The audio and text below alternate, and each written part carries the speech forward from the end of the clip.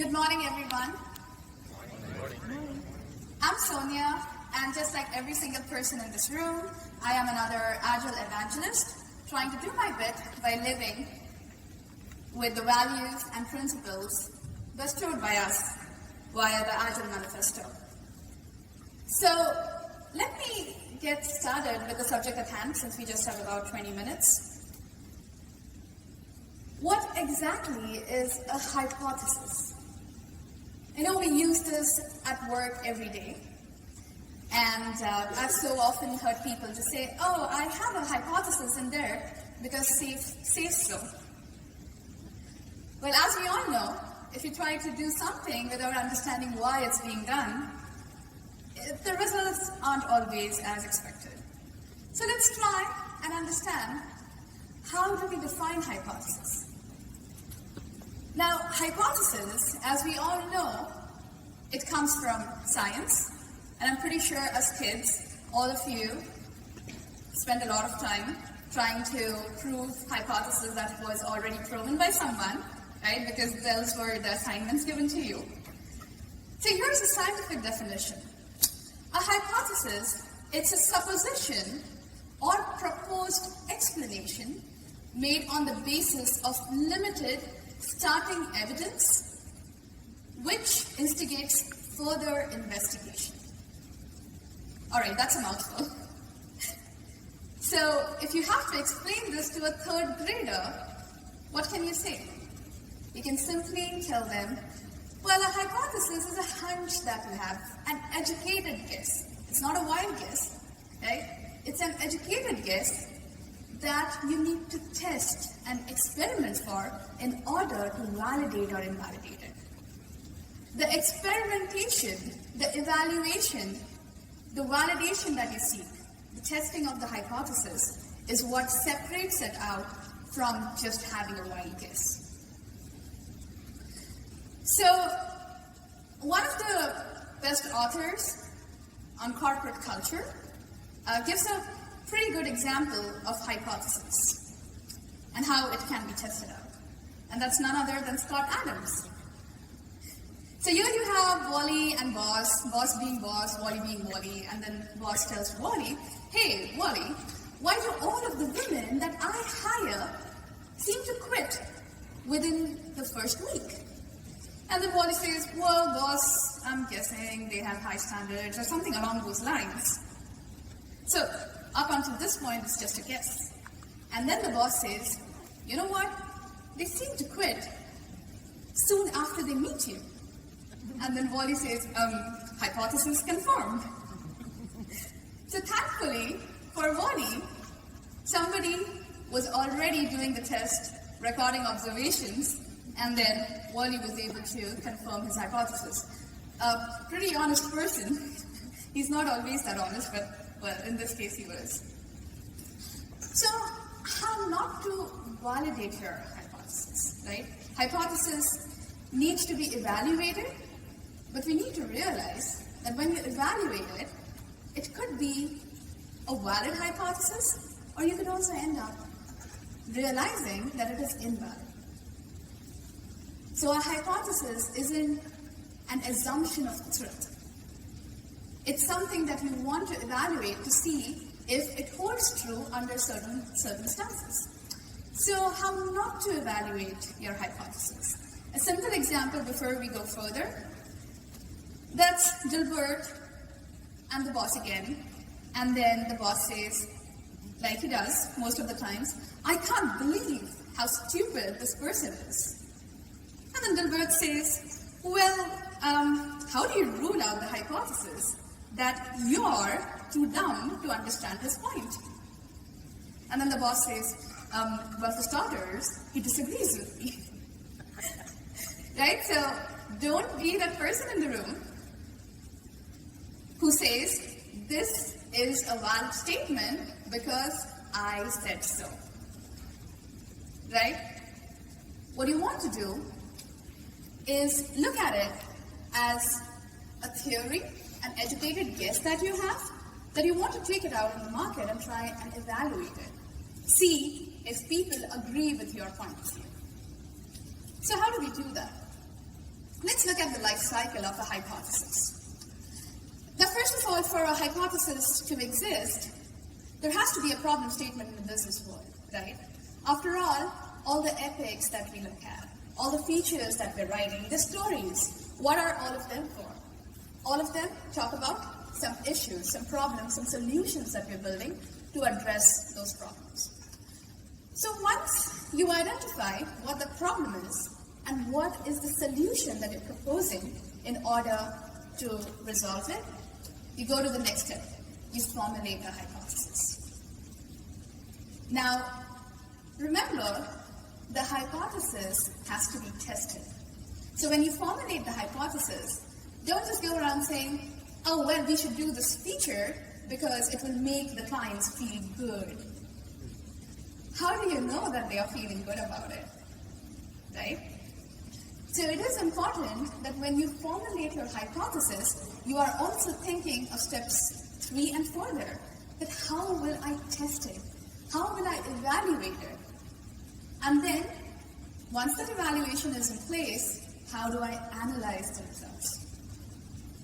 So when you're formulating a hypothesis, it's equally important, in fact, probably more important, to think of that simple environment where you can objectively evaluate the hypothesis. So there's a statement there, beware of pseudo-hypothesis, right? What's a pseudo-hypothesis? It's an assumption that the statement that you're making is true. A hypothesis is not that. It is an educated guess that you're making. So don't be afraid if, by testing it, it turns out to be invalid. Because that is why you're testing it. So that before you go fishing into the ocean, you at least learn whether you can catch something in the lake. Right? So, moving on. Testing by experiment, data analysis. A great point. So how do you do that? Well, there are plenty of ways to test. So a lot of the people in the startup scenario especially, right? Every person who goes in to create a product thinks his or her product is going to launch the next unicorn. And that doesn't always happen. Sometimes they do get some funding, right? And sometimes that funding is in the order of millions of dollars. And yet, the product just is not successful. So one of the ways, especially if you're in a product scenario, what you could do is try and see if customers are even ready to pay for it. Say, go on Kickstarter, create a campaign, and then you see, are people ready to pay for something like this with just a concept video in place? And if your Kickstarter is successful, you know that there is some market demand. Let me take an example of things that we do at Scaled Agile. So I was talking to Richard Master, and I asked him that, hey, so how did you guys decide, or how do you guys decide whether a new course should be launched? As we know, we almost have one new course being launched by Scaled Agile every quarter, right? So we spoke about the Lean Portfolio Management course. And then Richard said that, well, they had a hypothesis around it, that, okay, people are going to look for it. There were early indicators, right? It wasn't just a wild guess. They thought, oh, you know what? LPM is one of the other core competencies we have there. Let's go ahead and constitute a training around it. No. They had people coming to them, asking them about more details on the Lean Portfolio Management, because what was there out on the website wasn't enough. So they said, well, this seems like a good candidate for a course. Now, what we are thinking of, do people really want it? So they started experimenting. So Scaled Agile, what they did was they released 3 alphas, and these alpha trainings, all of you who have been following any SPCTs or Scaled Agile on LinkedIn, etc., you remember these from the prior years, where you had SPCTs getting into a room, attending the LPM trainings, and giving feedback. That was the first alpha. Now, Scaled Agile thought, well, okay, this is great. I'm getting feedback from SPCTs, but you know what? These are not the people who are going to use it. It's meant for the folks who actually perform the functions of the Lean Portfolio Management competency. So then they go ahead and schedule a class with the executives, They get feedback from there, but because the executives don't share a common context, it's a little all over the place. So they said, you know what, our third alpha, we want to host it within an organization, so a private context, and we want everyone in the room to have the same context in mind. And they got some great feedback. So what they did was they were experimenting. At the same time, they were collecting the data, analyzing the feedback. And how do you do that? You have surveys, you look at the market sentiment. When these LPM alphas were live, almost all of the SPCTs that I know of were proudly bragging about their attendance as soon as they attended one of the classes, right? So you have market sentiment, you have surveys. For web-based products, mobile apps, you have analytics, right? Analytics that shows you how your customers are using the application. Are they really happy with the feature? What is the adoption rate? Do you see more engagement, more sales, more activity because of whatever you've launched? So Scaled Agile does the same thing. They analyze the data, and then what they realize is the alphas were most successful when a context was present. So after analysis, it's also important to draw conclusions. They said, okay, there is a need for the LPM course in a public context and also a private context, but when we host it in a public context, we need to present something that ties all the attendees in the room, gives them a common vision, a common context to think of, because that is important to this course. And is there anyone in the room who is enabled or attended one of the LPM courses? So you probably know about the Terrific Transport Corporation, right?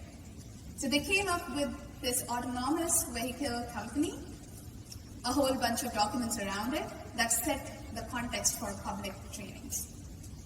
So that is how they started with the hypothesis that, okay, this is needed. And then as they got feedback, the conclusions were drawn. And then most important, after you conduct your research, it is important to communicate the results. Now, in business context, the results have to be communicated out to your business owners, right? Because they are the ones who are paying for it, so makes sense. All right, so moving on, let's talk about the different types of hypotheses that you can formulate. And this literally comes from science, the basic types of hypotheses that you encounter. A simple hypothesis, as it says, pretty simple. You have a dependent variable and you have an independent variable. So what you're trying to do is check the correlationship between these two. Now let me start with the hypothesis here. Sessions hosted earlier in the morning draw better attention from attendees. Probably because they have had a good night's sleep, they have had their cup of coffee, and they are alert, right? Now that's great. How do I validate it? People in the room who are still paying attention, please raise your hands. So that's the validation, right? It's okay for me to go and say that, hey, this is what I think, but well, I saw a good number of hands go up, so I'm glad that the session started at 10:45 a.m. Now, moving on, complex hypothesis.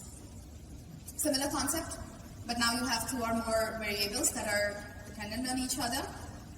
A complex hypothesis on similar lines could be, you get better feedback from surveyors when A, the surveyors are paying attention, and B, the feedback channel is simple and uncomplicated. So if I was to say, folks in the room paying attention, get up, do the happy dance, and clap your hands twice, no takers. Right? Probably no dancers in the room. I'm an awful dancer myself. But here, what happened? I know from the previous hypothesis that folks are paying attention. But now, because the channel is complex, I'm not getting the response that I'm looking for. I heard some laughs, so that's some kind of response, but not the happy dances that I've been expecting. So moving on, the null hypothesis.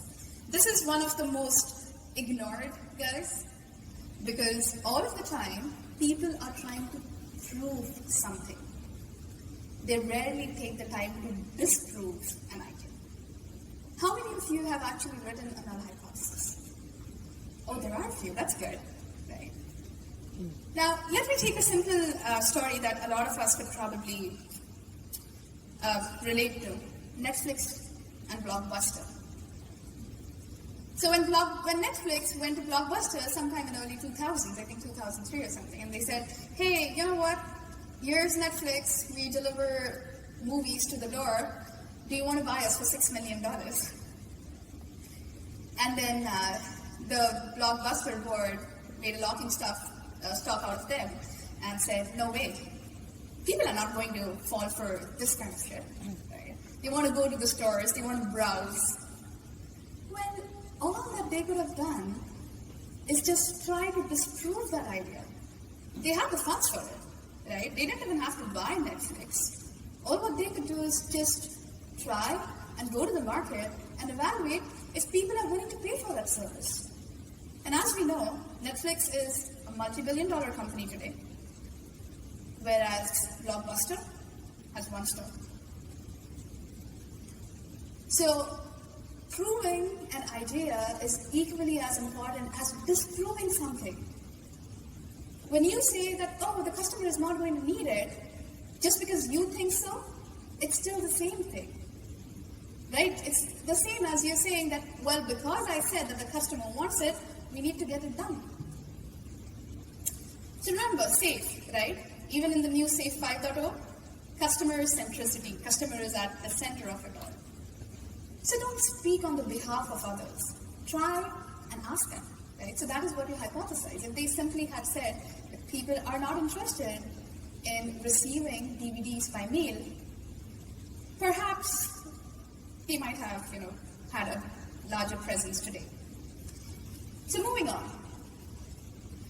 The null hypothesis typically is complemented by an alternative hypothesis. So while you're disproving it, you're trying to prove something else. So typically, taking a different example, if I say something like,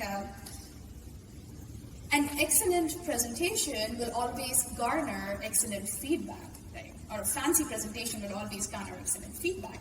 And then I go back to the app and I see that, okay, I had all these lovely graphics, but then most of the stuff that I said put people to sleep. What's going to happen? The feedback is not going to be a 5-star or a 4.5 or 4, right? So there you go. The hypothesis is disproved, but at the same time, I might say a decent presentation delivered by an engaging speaker will garner feedback. And then I have an opportunity to see whether that alternative hypothesis can be validated. So just moving on, logical hypothesis, you'll use this mostly at the business level, defining your business outcome hypothesis. And the reason for that is logical hypothesis is formulated in cases where things are pretty out in the future and you don't really have an environment to validate it. For example, if you say, cactus will grow better on Mars than the rose plant, it's going to be a while before you can go and get that validated.